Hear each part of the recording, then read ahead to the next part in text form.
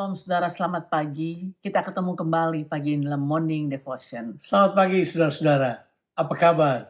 Pembacaan kita pada hari ini terdapat dalam Injil Matius pasal yang ke-14 ayat 22 sampai 33. Demikian firman Tuhan. Sesudah itu Yesus segera memerintahkan murid-muridnya naik ke perahu dan mendahulinya ke seberang.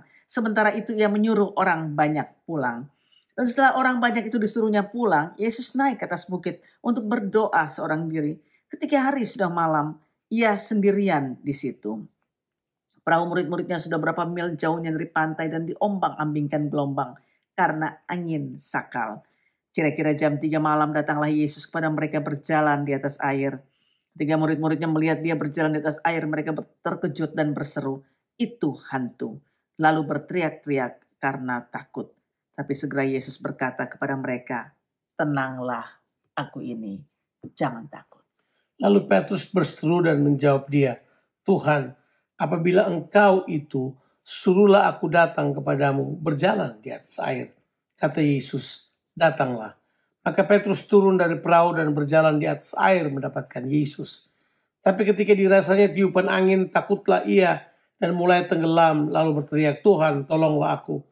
Segera Yesus mengulurkan tangannya memegang dia dan berkata, "Hai orang yang kurang percaya, mengapa engkau bimbang?" Lalu mereka naik ke perahu dan angin pun redalah. Dan orang-orang yang ada di perahu menyembah dia, katanya, "Sesungguhnya engkau anak Allah." Saudaraku, pembacaan kita pada hari ini menunjuk pada narasi Matius tentang bagaimana Yesus setelah membuat mujizat memberi makan 5.000 orang laki-laki. Yesus memerintahkan murid-muridnya untuk naik ke perahu dan mendahului Yesus ke seberang. Tuhan Yesus juga menyuruh orang banyak untuk pulang. Kemudian Yesus naik ke atas bukit dan berdoa seorang diri. Ya, Yesus menyendiri. Narasi Matius mencatat bahwa malam itu perahu murid-murid Yesus diombang-ambingkan gelombang. Saudaraku, kita akan melihat beberapa hal di sini, yaitu mengapa Yesus memerintahkan atau memaksa murid-muridnya untuk pergi mendahulinya. Tentu ada agenda dalam benak Tuhan Yesus waktu memaksa murid-muridnya untuk pergi. Ada pelajaran iman di dalamnya yang kita bisa pelajari, saudara. Yaitu Yesus menyendiri untuk berdoa di atas gunung. Menurut narasi Matius adalah tempat bertemu dengan Tuhan dan menyatakan firman-Nya seperti Musa di atas gunung. Itulah gambaran Matius. Berarti Matius sedang menyamakan Yesus dengan Musa yang naik ke atas gunung untuk memperoleh hukum Taurat. Demikian juga Yesus ada di gunung itu untuk sebuah proklamasi yang penting. Tentu saja membaca kisah di mana murid-muridnya mengalami perjalanan yang diombang-ambingkan angin di atas Danau Galilea, tentu akan membawa saudara untuk mengingat kembali peristiwa yang terjadi di dalam Injil Matius pasalnya ke-8 yang kita sudah membahasnya, di mana Yesus meneduhkan angin badai yang besar itu dengan hanya mengatakan sepatah kata aja. Nah, di sini kita melihat bahwa ada persamaan tapi juga ada perbedaan yang sangat besar di antara kedua kisah itu. Yang pertama adalah Yesus berjalan ke atas perahu dan kemudian murid-muridnya mengikuti dia. Kemudian waktu mereka berjalan, Yesus tertidur di atas perahu. Jadi Yesus ada bersama dengan mereka di dalam perahu tersebut. Akan tetapi di narasi pada Matius pasal 14 ini berbeda. Yesus memaksa mereka pergi tanpa Yesus untuk menyeberang ke seberang. Dan Yesus naik ke atas gunung untuk berdoa. Lalu kemudian mendatangi mereka pada waktu subuh antara jam 3 atau jam 6 pagi. Nah, kalau saudara perhatikan narasi ini, disinilah kita menemukan bahwa sebenarnya Tuhan mau menyatakan kepada kita. Begini, di ending pasal 8 itu, mereka mempertanyakan, siapakah orang ini? Jadi kelihatannya di pasal 8 tersebut, murid-murid Yesus masih mempertanyakan siapakah Yesus ini. Nah sekarang di pasal 14 ini, Yesus sekali lagi seperti yang tadi istri saya katakan, ada agenda di benaknya Yesus waktu menyuruh mereka berjalan duluan.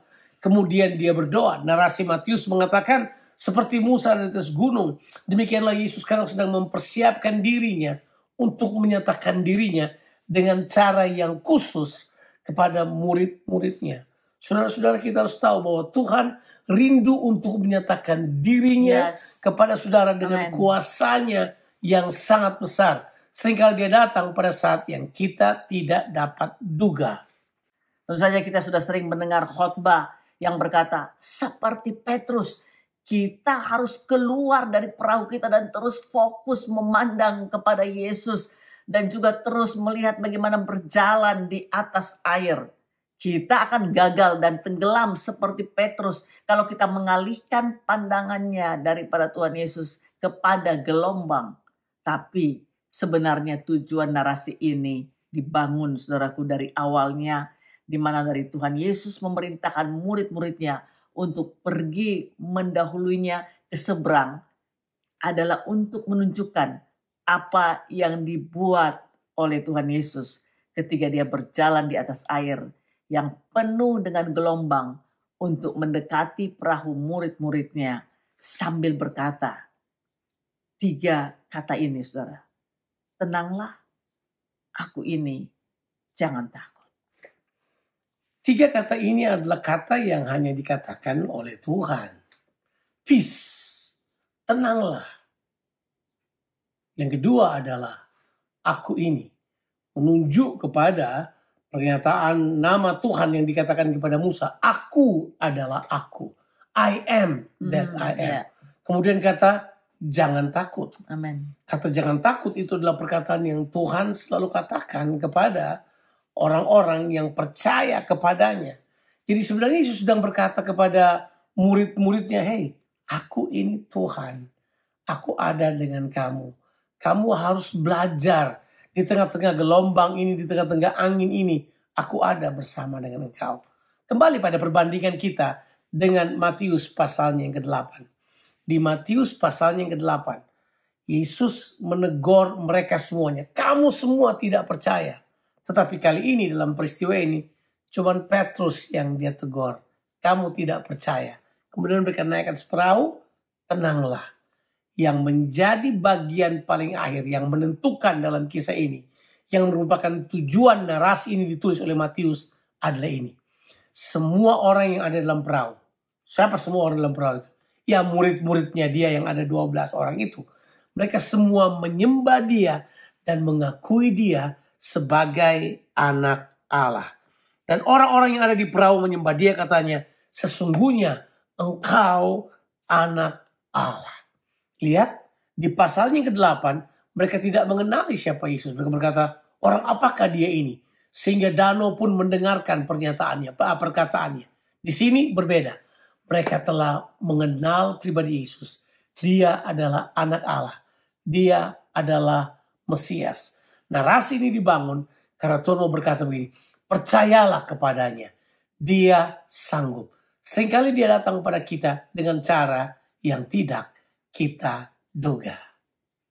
Saudaraku, seringkali kita membaca Alkitab untuk mendapatkan apa yang kita butuhkan.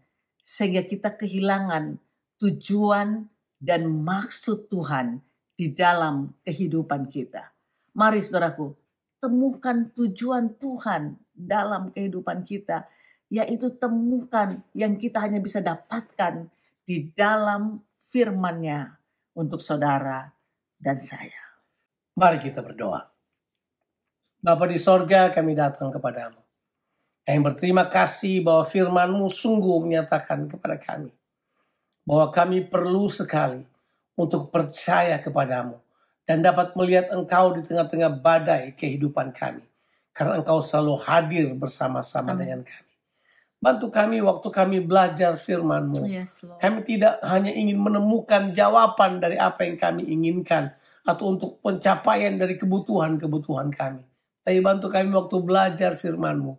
Kiranya kami dapat mengenal pribadi-Mu, mengenal jalan-jalan-Mu, dan mengerti kehendak-Mu. Tolong kami, tolong semua yang mendengarkan Morning Devotion ini. Ya, Untuk hidup percaya kepadamu dan mengetahui bahwa Engkau adalah anak Allah yang hidup, Juru Selamat, Mesias, Tuhan Allah yang kekal.